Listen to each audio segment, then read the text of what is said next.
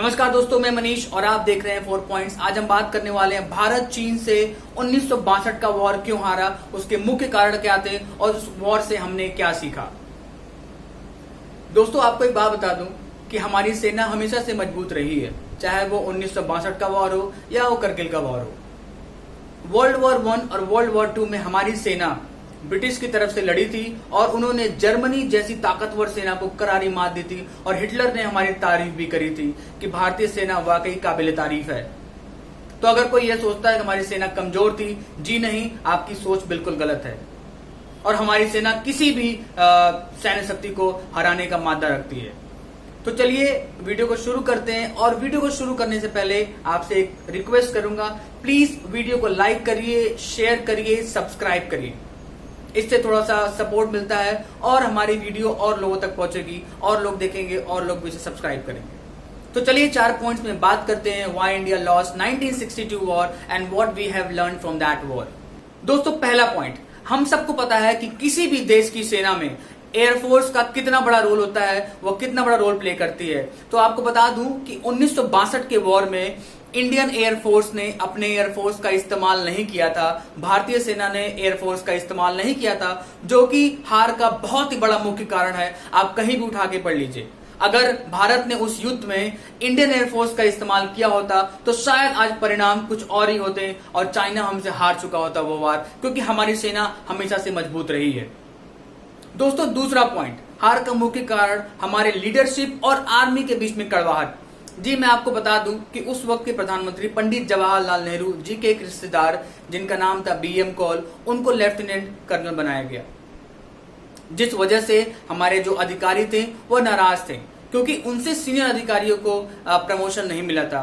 उस वक्त के जनरल जो कि थमैया जी थे, वो काफी नाराज थे हमारे डिफेंस मिनिस्टर से और इवन वहां तक बात पहुंच गई थी कि वो रिजाइन देने को तैयार थे। तो सोचिए, अगर इन सब बीच में एक वॉर हो रहा है तो आर्मी प्रिपेयर कैसे करेगी?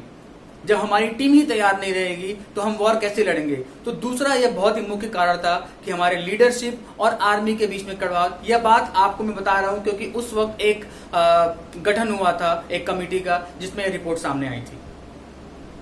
दोस्तों, तीसरा मुख्य कारण हमारी आर्मी की खराब तैयारी। उस खराब तैयारी का जिम्मेदार कौन था? तो सरकार ही होगी। अगर आर्मी को फैसिलिटीज नहीं मिल रही हैं, कोई भी फैसिलिटीज नहीं मिल रही हैं, तो उसका जवाबदेही डिफेंस मिनिस्टर का होता है।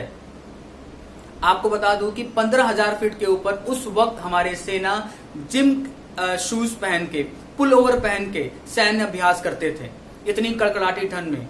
तो आप समझ सकते हैं उनकी हालत क्या रही होगी। इवन वॉर में उनको अच्छे हथियार नहीं दिए गए, पुराने हथियार से वो लड़े थे, जितना वो लड़ सकते थे उन्होंने लड़ाई की। आपको बता दूं कि 1,000 से ऊपर सैनिक ठंड की वजह से मर गए थे उस वॉर में।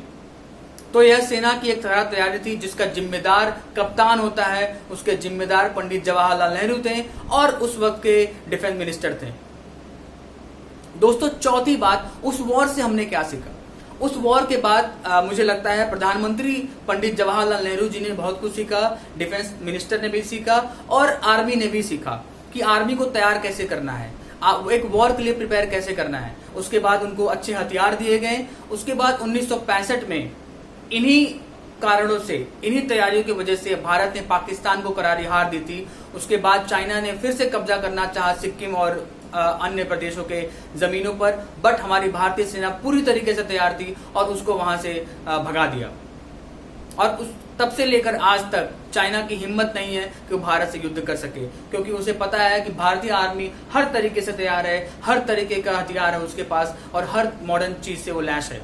चाइना वॉर नहीं चाहता, चाइना सिर्फ एक मनोवैज्ञानिक दबाव बनाना चाहता है जिससे कि हमारा भारत आगे ना बढ़ सके और हम हर चीज चाइना का यूज करें, हम उस पर डिपेंडेंट रहें, ताकि वो कभी भी कोई भी कदम ले सके और हम उसकी बात को मान सके।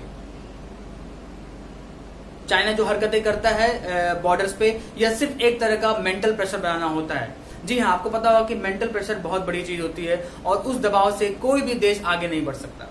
तो यह 4 मुख्य कारण थे जो कि हमने बताया और क्यों हारा और उससे हमने क्या सीखा। आगे बहुत सारी और जानकारियां मैं आपको दूंगा इंडिया चाइना के बीच में और चाइना क्या क्या प्रिपेयर कर रहा है फ्यूचर में। उम्मीद करता हूं वीडियो आपको पसंद आई होगी। धन्यवाद। जय हिंद, जय भारत।